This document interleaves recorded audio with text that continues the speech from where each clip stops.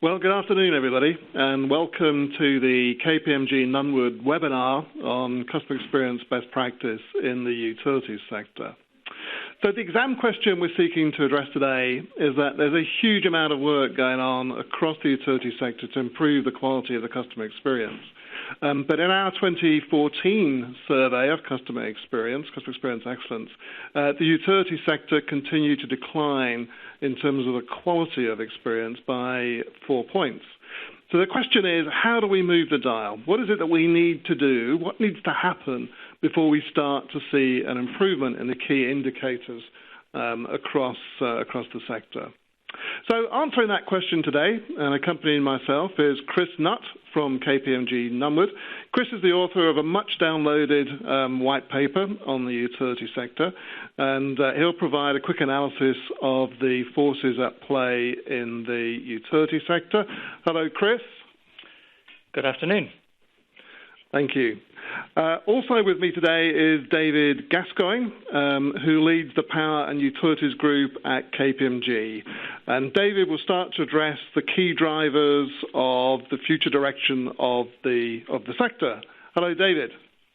Hello, everybody. Thank you. Okay, well, let's get on with the meat of the day. The information and the insight that we're going to share with you today comes from the Customer Experience Excellence Centre. Many of you may be aware of the centre, what it is and what it does, but it represents some 5 years of research into customer perceptions of the quality of the experiences that they have with something like 260 organisations across the UK. We run the surveys globally, so we also assess customer experience in the US and in APAC. And essentially, we run the surveys primarily to answer 4 questions. So the first is, what does a customer experience look like when it's great or when it's excellent from a customer's perspective? Who in the world excels at delivering experiences to customers? What do they do? And then finally, how do they do it? So that we are able to codify what they do and make that available to organizations that want to learn from those businesses that do great things in the field of customer experience. So that survey has been running for some 5 years and now has about 900 brands globally with well over 1.25 million customer evaluations. And that data drives a number of different aspects of the KPMG Nunwood business. So, as a result of all of that data and our desire to codify what best practice looks like, we've identified what we call the 6 pillars, 6 themes. And many of you may well be aware of these 6 themes, and many organizations are beginning to adopt them as their internal mechanism for driving the quality of the customer experience. But we're going to spend a little time looking at these as we go through the presentation and understanding how they operate within the area of utilities. So the first of those is personalization. So the degree to which the experience can be made to feel unique to the individual, so recognizes their personal circumstances and ensures that the experience is adapted to meet those circumstances. The next one is time and effort. So the amount of time and the amount of effort, whether that's cognitive, physical, transactional, whatever it might be, that the customer needs to make to achieve an objective with the organization. And what is it that the customer feels is a return on their time? So to achieve an objective, how do they feel that they've been rewarded at the end of that for the time they've invested? Next one is resolution. So being able to turn a poor experience into a great one. So in the field of customer experience, there's something called the service paradox, or the service recovery paradox, which is if you're able to make a poor experience into a great one, the customer may often feel better about you as an organization than they did before something went wrong in the first place. Next one's expectations. So our ability to manage, meet, and exceed customer expectations. And typically, that takes 2 dimensions. So at the highest level, it's the brand promise. So the expectation that's set by the organization and communicated as part of the brand. But at the lower, more transactional level, it's what happens on a day-to-day basis. And what promises are set and how well are those kept. Integrity operates at multiple levels. So integrity being what the organization stands for, more than just making profit for shareholders. And we're going to explore integrity in some detail today, given the nature of the reputational concerns within the industry. But also the competence of the organization, its ability to do what it says it can do. And then finally, again, its ability to keep the commitments that it makes to its customers that then engender trust. And then finally, empathy, which is the ability of the business to put itself in the shoes of the customer and choose the right emotional response, have the emotional intelligence to deal with the customer in exactly the right way that the customer needs, given their sort of personal circumstances. Now, we know from the analysis that we've done that these 6 factors make a very big difference to organizations commercially when they start to get them right. And the regression analysis that we have done shows that broadly the explanatory power of these 6 pillars is around 66%. So they explain 2/3 of the outcome of either advocacy or loyalty. And we know that organizations need to get all 6 of them right, so you can't kind of pick them off necessarily, although there is a logical sequence, as we shall see, in terms of implementation. But broadly, if you look at the principle that, or the pillar that has the biggest impact, you'll see that personalization at 23% seems to outweigh the others. However, as you'll see, personalization is one of the things that you might choose to do a little later down the priority order. Okay, so that's the sort of the backdrop to it all. And in terms of today's agenda, 3 areas that we're going to look at. So the first is that Chris is going to talk to us around the current state of the utilities market.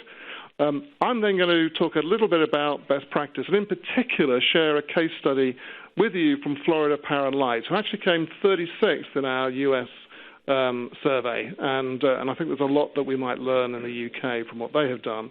And then finally, David's going to talk a little bit about the future and the sort of drivers of the utility sector. So let me hand over now to Chris, who's going to talk to you about the current state of the utilities market. Thank you, David. I'm going to start with this slide, and those of you familiar with the output from the 2014 UK study that the Customer Experience Excellence Centre produced may recognise this. It's an illustration of the 260 or so brands in the study relative to each other and categorised in terms of customer perceptions of experience excellence. From those that we term champion brands, the top 10 tier in consumers' eyes, to those we term latecomers or drifters at the opposite end of the spectrum.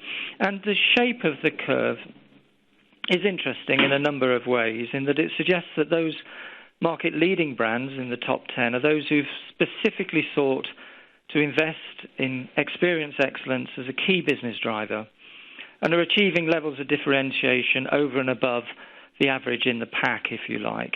Many of whom are still delivering great experiences, but may not be either achieving the same level of consistency or possibly the same level of emotional pitch that the top 10 brands seem to generate on a reliable, consistent basis.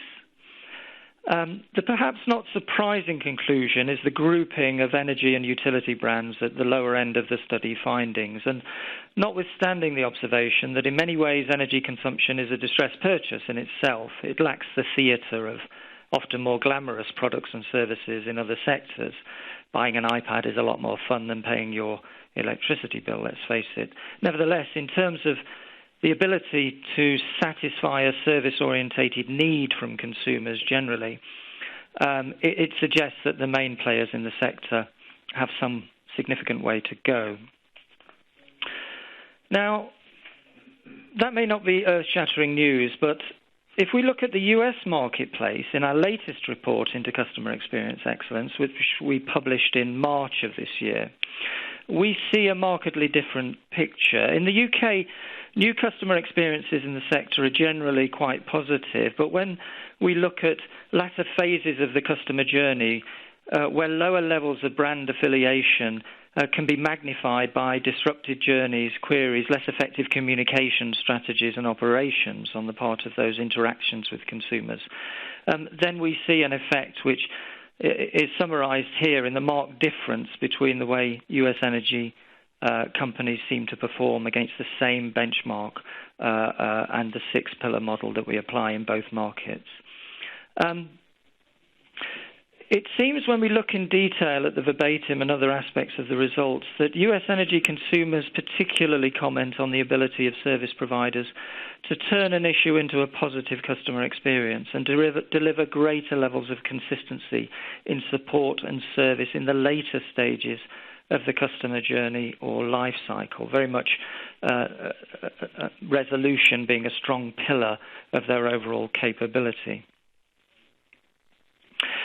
Now, these observations aren't really taking place in a static market, of course. The continuing role of price comparison providers, review sites, microgeneration and the smart energy program are all forces for disruption in the market, together with increased regulatory intervention, which shows little sign of let-up. This week we saw the Competition and Markets Authority headline on overcharging, and a special focus on SMEs, actually, in that report, as opposed to domestic consumers. Now, when you couple that with innovations in collective switching, the accelerating impact of technology in a range of ways, the Internet of Things, where smart, digitally collected homes, transport systems, cities are demonstrating the potential to change the whole fabric of the supply chain more generally, then the scene is set for both threat and opportunity to the industry. Threat because these changes add up to more informed and more empowered consumers. They have data and information and assets that wouldn't have existed to them, wouldn't have existed in a pre-digital age. So they have more choice and allowed a voice through social media and other digital channels to express their preferences. An opportunity because these changes fundamentally change the nature of the relationship between producers and consumers to one of being an information-based relationship. And what I mean by that is illustrated here in the sense that, in the words, well, if we take the words of the World Economic Forum, information is the new oil. So we're moving from one energy asset to another.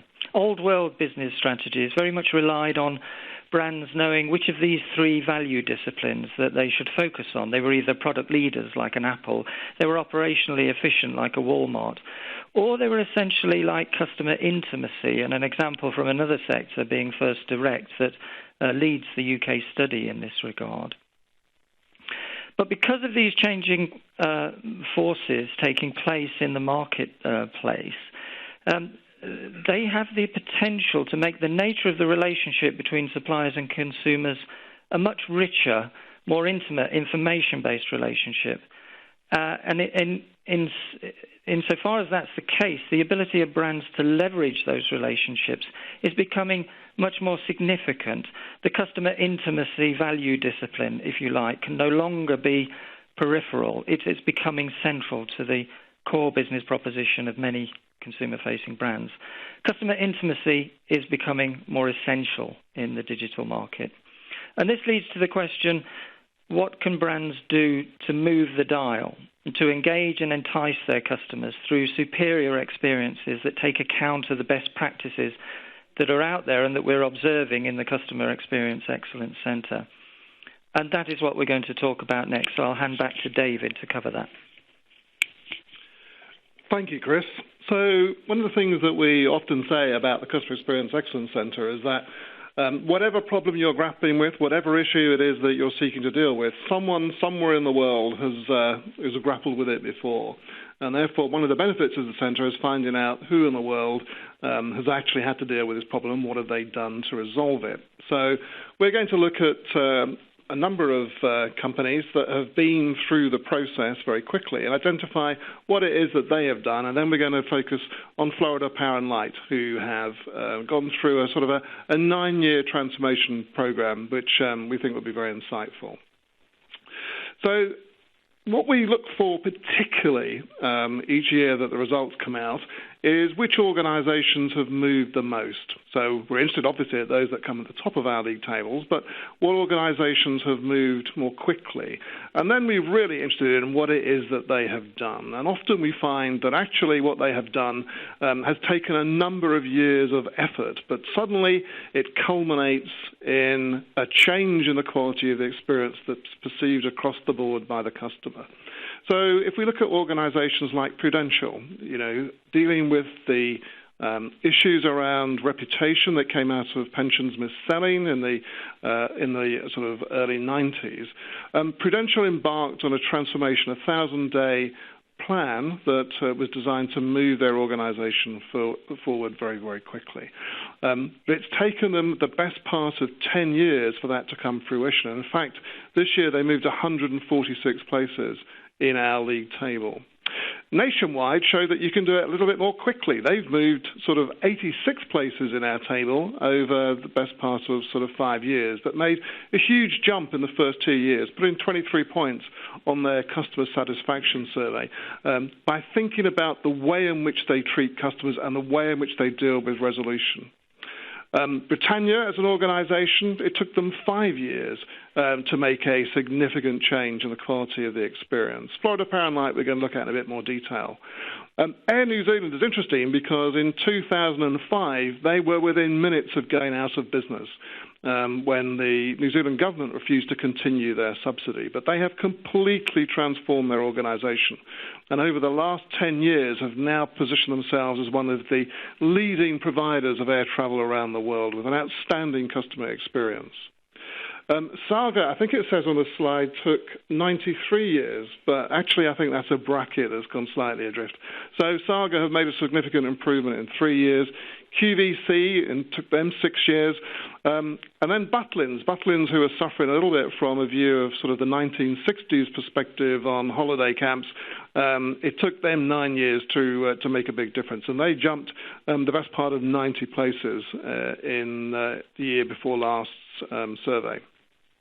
So what's interesting about these organizations is the process that they've been through and the sequence within which they've addressed things. And there's 3 clear phases of activity that these businesses have been through. So the first of those is removing detractors, so removing the reasons why customers will be upset with you. Some of that is around repairing the basic infrastructure. If you don't have to do that, you can move more quickly. So Nationwide, who I talked about before, who moved within 2 years, had invested heavily in improving their infrastructure and in implementing CRM systems to give them a single view of the customer. For organizations that are having to repair their reputations, and this comes from much analysis and research that's been done in both utilities and financial services, then it can take 3 to 5 years to repair your reputation. And one of the things that we'll see is that reputational issues have a dampening effect on all other customer metrics. So we tend to see lower NPS scores and lower CSAT scores. Now, concurrently with this, organizations can start to build the infrastructure that creates a great experience for customers. But we need to modify the expectations here. Most people seem to think we can jump straight to the answer, and if we just ask our people to treat customers more nicely, that'll fix things. It doesn't, of course, because it's a little bit like building the roof before you put the foundations in. So building the experience, putting the infrastructure in place to create an experience is what happens next. And then finally, there is something, a tipping point is reached where all of these aspects come together, and the customer palpably feels a change in the quality of the experience that they're receiving. And we'll look a little bit more as to what those crystallizing events might look like. So let's move on to look at the NPS curve, or the NPS chart, really, and talk about the logical sequence for implementing the 6 pillars. So based on our analysis, those 3 phases are important, but we can subdivide those into sort of how you would sequence the implementation of the 6 key pillars. So if we look at the score on NPS between 0 and 4, typically what we see in there tends to be integrity issues, either at the macro level, so, industry stereotyping or problems with the industry, or at the micro level, which is, does the organization deliver on what it says it should be delivering on? In terms of sort of 4 and 5, or even 4, 5, and 6, really, on the NPS line, then resolution. So when things go wrong, how well do we put those right? How well do we fix things? And do we leave the customer feeling good about it? 6 and 7 tend to be issues relating to expectations and time and effort. Now, what's interesting here is that if you deliver a good quality customer experience, the chances are the customer will give you a rating of 6 or 7. It's got to do something more than that if you're going to create promoters. So moving to sort of an 8, 9, or 10 requires a focus on empathy, so how you treat customers. So Air New Zealand made a significant leap forward when they talked about how they bring essential Kiwiness, as they describe it, alive for their customers. But it wasn't until they brought that through their safety videos, their food, all the different aspects of the experience that they started to see their customers move into 9 and 10. So the empathy and personalization being some of the key factors, really, that drive a much higher score. And the tendency and the desire, really, is to go straight to the answer, to go straight to empathy, straight to personalization. But unless you go through the first 4 stages, then that may well be superfluous activity, and you may well not see the dial move. So let me talk about Florida Power and Light very quickly. So Florida Power and Light, reputational issues. So 2005, a particularly bad year for them after Hurricane Wilma. A large number of their customers lost power for an entire week, and this led them to respond with a sort of fairly extensive investment program. So $1 billion over 3 years, burying cables, making their sort of infrastructure hurricane resilient, and also looking at emergency services and making sure that those emergency services were protected in the event of, weather events. But also, and simultaneous with this, they went through a fairly extensive reputation recovery program. So they introduced the Solar Lab, finding really good and innovative ways that they could reduce costs of power provision to their customers. They provided free solar panels to every school in Florida, started to rebuild the reputation at a local level. They emphasized wildlife and the efforts they were making to preserve indigenous Florida wildlife, and they also focused on what they needed to do for the customer. Now, alongside all of that, they realized that this multifaceted approach needed to be harnessed and needed to be developed as a concerted whole. So they identified what they call the 3 Cs. The first was concern for customers. Second was the customer reputation. And third was credibility. These were the 3 things that for them were going to move them and move the dial and help them move forward. They also internally wanted to ensure that they exhibited a level of dedication to making the change, whilst at the same time building on their environmental and community involvement that we talked about before. If you look at the graph on the right-hand side, it shows the size of the prize. So this is an analysis based on switching cost. So on the vertical axis, you'll see that the amount that a bill would have to be reduced for the customer to change provider. And on the horizontal axis, you can see the level of trust that an individual has in the company. 0 being the lowest, 10 being the highest. You can see that when we look at a 9 or a 10, what customers have said is if they score the company that highly, then they would need to have a 30% reduction from a competitor to switch providers. So the power, if you will, of the building trust, driving through the 6 pillars, reflects itself in terms of retention and loyalty and barriers to people or customers going elsewhere. So in terms of moving forward and what is the crystallizing event? What is the thing that sort of makes a difference? Well, the investment continued, so $800 million invested in the smart network, 4.5 million smart meters rolled out. Part of the technology involved in the smart meters was able to identify and solve power outages. So in Florida, key issue, was it something that the householder had done, or was it something that was a problem with the infrastructure? And being able to locate that improved satisfaction because they were able to talk to the householder and explain what they needed to do to restore power if the issue was on their side of the equation. But what they did very cleverly was move the emphasis from price to cost. So all of this knowledge, all of this technology allowed them to equip the householder with a very clear view, simply portrayed, as to what the householder needed to do to get their costs down. And they moved the emphasis, I suppose, in the householder's mind from it's a utility that I pay a price to being I am in charge of managing my costs, and I have been equipped with all the information that I need to get my costs down. And that transition made a significant impact on the mindsets, really, of their users, and made a significant difference in terms of how they rated their relationship with Florida and Power & Light. And as a consequence, we saw them jump up the league tables to number 36 in total.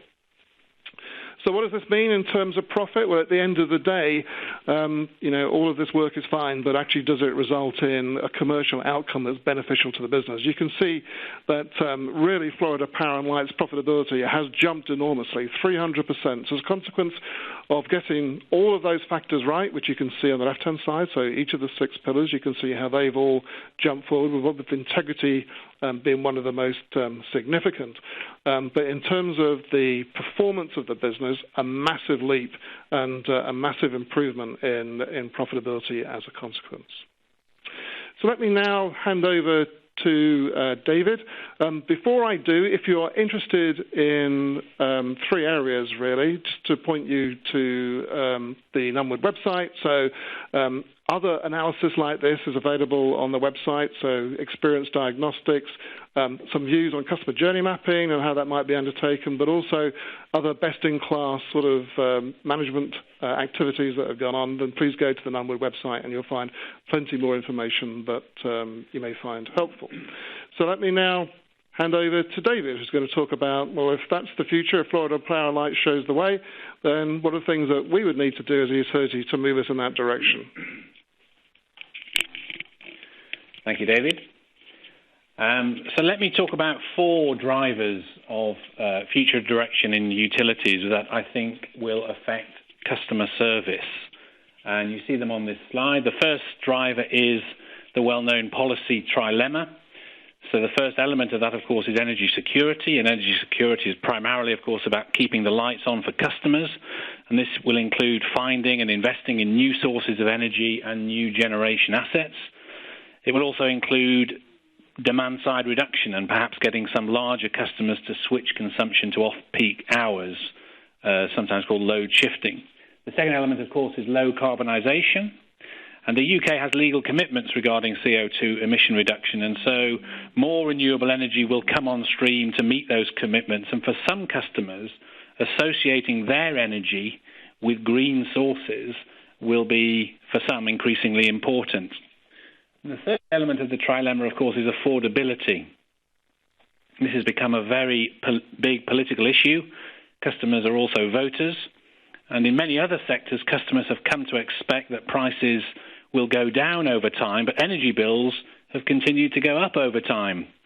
And we know that Ed Miliband famously promised to break up the Big Six, even more famously promised to freeze energy prices in response to this issue. And the whole sector was referred to the competition authorities because of this issue. And we know that energy bills are not well understood. And coupled with poor response times in utilities compared to some other sectors, trust is fragile at best, and restoring and maintaining trust will be a very high priority in future in this sector. So the second driver is regulatory pressure, and I've specifically put on the slide the CMA review. Chris referred to this briefly a moment or two ago. I won't go over the whole of this Tuesday's provisional recommendations from the Competition and Markets Authority.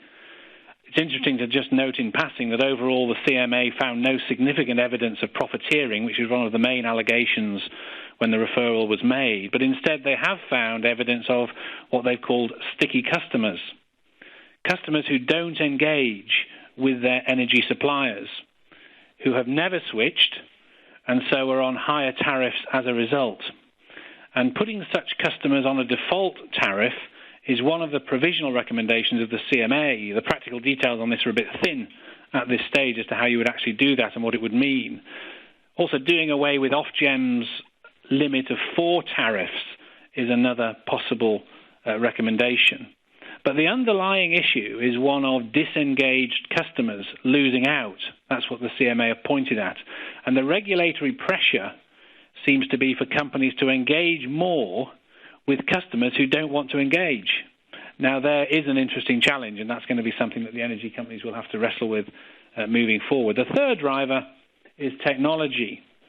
New energy sources will include energy produced by customers, for example, solar panels and wind turbines. And some customers' experience of their energy supplier will in future be affected by how this shifting customer behaviour is handled by the energy supplier themselves. A few customers might even reach the state of being wholly independent. But surely there are likely still to be network charges charged to the customer, and handling these will be an interesting customer engagement challenge for the energy suppliers. Technology will help reduce operating costs, and KPMG has a number of technologies which are, for example, focused on reducing the operating costs of managing field forces of service engineers or smart meter installers, and I'll mention a case study in that area in a moment. But technology will also have a role to enable better customer intimacy and understanding customer behaviour better and intervening or contacting customers at key moments of truth. And David has illustrated this when referring to Florida Power and Light a few moments ago in their communication with customers during power outages and helping customers to get their costs down. The fourth driver I want to mention is data. Everybody knows that utilities have large customer databases, so there's lots of data, and smart meters will give us more data. But how do you discern the meaningful signal from all the other noise? How do you determine cause and effect and the interrelatedness of meaningful signals? And what decisions do energy companies need to take that can be better made as a result of the better use of data and data science? Well, here are some of them, and I think that the energy companies and the utilities are thinking these questions through right now, but here are some of them. Is the timing right for the customer? What is the customer's propensity to buy or to switch? Of the many hats that this customer wears, which hat is on now? Is there an upcoming compelling event which will motivate this customer to do X, Y, or Z?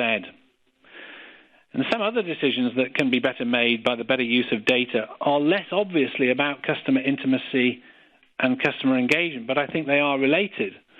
They can be about operational excellence and reliability. So data which makes asset management cheaper and more effective helps deliver the dual benefits for customers of affordability and security supply. Data which leads to better decisions about field force optimization leads to affordability benefits for customers, as well as potentially low carbonization if, as in the case of Florida Power and Light, if the interaction between the smart meter installer and the customer leaves the customer better able to manage their own energy consumption. And so for a good while yet into the future, companies will be working out how best to use data science to better understand their customers' behaviors. Now let me just give you a quick case study from another sector. This is from one of the largest installers of satellite TV dishes in the US. And it's about managing the field force and enabling them to give the customer an enhanced experience whilst the installer is in the customer's home. And its applicability to utilities is, I think, clear.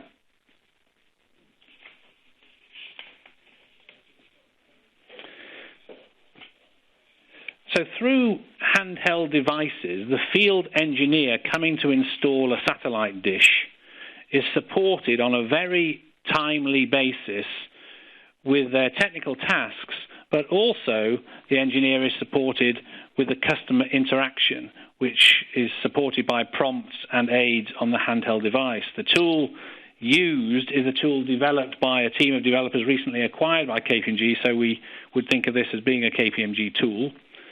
The satellite dish installation company, we could think of them as a smart meter installer or a boiler servicing company in our own sector, in the utility sector. But the company first analyses and understands their own field force individually and individually allocates them. Each individual engineer is allocated to a particular persona. And the personas range, you can see them on this slide, I'm not going to go through them all, but the personas range from, in the top right, the highly technical, competent and skilled communicator ninja, down to the bottom left-hand corner, the high-anxiety new hire, who has little experience of doing the technical installation and so lacks any real confidence when talking to the customer. And the tool captures the typical thoughts, feelings and behaviours of each persona, and so provides the sorts of guidance and reminders that this particular person will most likely need at each stage of the workflow, including in relation to speaking to the customer.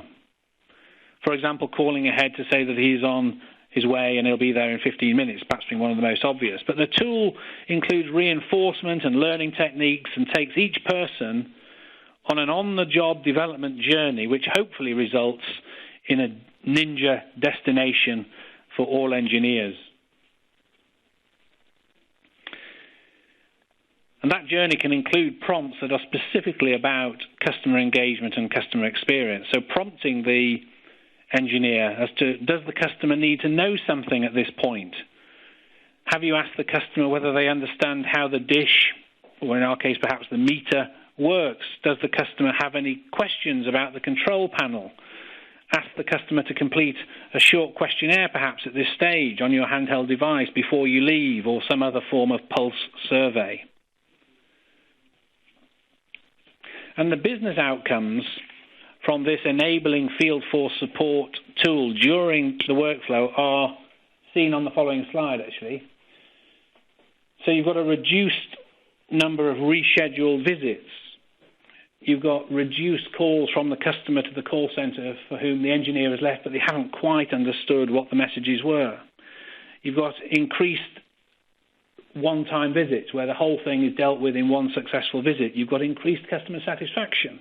The experience of dealing with the installer was a good one. And you've also got increased employee satisfaction and retention because the engineer is being trained and feels that he's making a contribution to customer satisfaction. The point of including this case study is to show that the tool is not only about productivity, though it is about that. It's also about the customer being at the centre of the supplier's thinking and realising that the human contact that your customer is most likely to have is with a task-focused technical engineer who has not, over the last 5 or 20 years, had much coaching and support in customer service. And that case study seems to me to have lots of relevance in utilities, where there is still a whole smart meter rollout ahead of us, and more services are being provided by service engineers. And at KPMG, we think that we will see utilities making greater strides in serving customers better and achieving great customer engagement and trust by these sorts of tools and addressing those 4 drivers I mentioned earlier. Thanks very much. Back to you, Chris. Thank you, David. So there's an awful lot there to think about and consider, and by way of a sort of wash-up or summary of the overall message or the essential messages that we'd like to pose at this stage, we thought of really these 4 statements, but perhaps questions is a better way of posing them. How do we get there? Well, promoting customer experience presence on the board of utilities and energy companies is a fairly obvious finding or conclusion. And the way I'd like to think about that is posing the question, how can customer experience professionals, customer-facing professionals and operations professionals work together to see the customer experience as being an essential tenet of the overall business strategy? Focus on customer data that delivers real value. David's illustration there of information assets and information tools and techniques that do that, often termed sort of follow that lean principle of maximizing those things that add value to the customer and minimizing those things that don't, or eradicating those things that don't add value to the customer, is a question that has to be constantly addressed and answered. Communicating and cascading customer experience insights to deliver commercial value and return. I think there's a huge difference between the wealth of insight and information assets that organizations tend to generate in our experience and the actionable insights that they tend to be able to focus on, to deliver, and to present in a way which can be consistently delivered and executed to the business in an agile and effective way. And finally, accelerating customer knowledge through technology. Again, some of the case studies that we've seen here, but also the way in which information about the customer's response, about the customer's perceptions, about the customer's needs and wants is visualized, presented, made actionable, made accessible to the key commercial, operational, and other decision-making positions within the organization. So that's the main part of today's webinar, and I think we're going to have a pause now for questions and answers. I'll hand back to David. Thank you, Chris. Yes, that's the end of the presentation. If you have any questions, please type them in now, and we'll do our very best to answer them. We've had a few questions already, so let me just deal with those. So the first is, will the slides be made available? And the answer is yes, they will. You'll be able to download those from our website, which is www.nunwood.com. If you go there, you'll be able to get not just the slides, but the other information that we've talked about as well. Another question is the degree to which the examples that we gave, so organizations like Nationwide and Air New Zealand, the degree to which that was a kind of one-off blip versus it was that, did it just appear once in the survey? And the answer to that is no. In actual fact, we've seen both of those organizations continue to climb. So both Nationwide and Air New Zealand continue to improve. And I think one of the points that we would make, if you approach this in the right sequence, then it's a sustainable platform which you can build and move forward, as opposed to a one-off improvement that dissipates over time. So please send in any questions that you may have. One other question which I'm going to address to David is, you talked very engagingly there, David, about the types of technology that organizations are looking at. Where would you say the biggest impact might be made in terms of technologies today for utilities looking to improve customer intimacy? Where are the opportunities that these organizations have? I think probably going back to your pillars, it must be around the personalization and trying to develop a sort of a conversation almost with individual customers, and picking up something that Chris was saying earlier as well about putting the customer in control. And I think that those elements of people feeling that they don't really know what their energy bill represents, and they're not quite sure why it is the number that it is. And of course, we don't really have a wide coverage of smart meters yet in the UK. I was in the US last month talking to a utility who, every week they sent their customers details of what they had spent the week before, with recommendations as to how they could reduce their consumption for the following week. Well, I was listening to that and thinking that's a tremendously personalised, relevant, putting me in control service, which for the most part we can't provide in the UK at the moment because we don't have that coverage of smart meters that type of proposition and service would require. So I think that personalisation is probably the key. Putting people in control of their energy consumption, giving them proactive recommendations for reducing their consumption, and also just greater transparency around what are the the drivers of cost in their bill, which I don't think most customers would understand. So there's a lot of, on the customer side, that I think there's a lot of technology around operational efficiency as well, which leads on to affordability, which customers will appreciate. But I think personalisation is probably the answer to your question. Excellent. Thank you, David. And one for Chris, which is coming. Chris, one of the questions is, is this the year, 2015, 2016, given all the investment and all the activity that's going into improving the quality of the customer experience across utilities, is this the year where we'll start to see them moving forward and maybe reversing the position that we saw in last year's survey? Yeah, it's a very interesting question. I wish I had a crystal ball and really knew. All the signs are that we're seeing and observing on the ground that there is an increased interest in experience, customer intimacy, customer assets, and coupled with the environmental and technology changes that we talked about through the course of the webinar, the pressure seems to be building, and peer pressure is often a huge influencer of strategic direction within a sector, and also, as the study shows, from pressure outside of a sector. So we think the signs are that the utility sector is very well positioned to move forward, to take advantage of its unique ability to manage that information relationship through some of the technologies that are coming through in the sector, and focus on customer in a way that doesn't appear to have been so apparent in the results of previous surveys in previous years. Great stuff. Thank you, Chris. I think it's interesting to just listening to Chris's answer there that this could be the opportunity to move forward significantly, given the amount of activity that's going on across utilities at the moment, and we'll see shortly. So, the 2015 UK survey is currently in field, and the results of that will be published in early September. So we'll have some insight then as to what progress has been made over the year at that time. Right. I think in terms of questions, we're probably coming to the end, and probably in terms of time, there are a few other questions that are coming in. So what we will do is we'll email a response to those questions directly to the individuals that submit them. So it just remains to me to thank you very much for listening. We hope that you found it useful.